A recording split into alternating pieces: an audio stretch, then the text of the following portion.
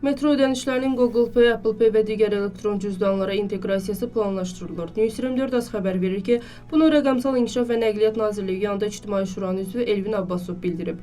O qeyd edib ki, Bakı metropoliteninin mobil tətbiqinin istifadəyə verilməsi nəzərdə tutulur.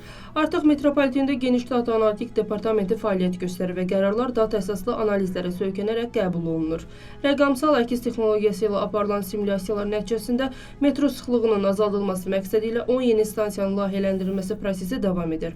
Bu stansiyalardan biri yaxın zamanda istifadəyə veriləcək. Digərləri isə 2030-cu ilə qədər mərhələli şəkildə açılacaq. Elvin Abbasov əlavə edib ki, hazırda Bakı metropoliteni illik 220-230 milyon sərnişin daşıyır. Onlardan təxminən 6 milyonu güzəştli keçidlərdir. Gündəlik sərnişinin sayı iş günlərində orta statistik hesabla 740 min nəfərə qədər yüksəlir.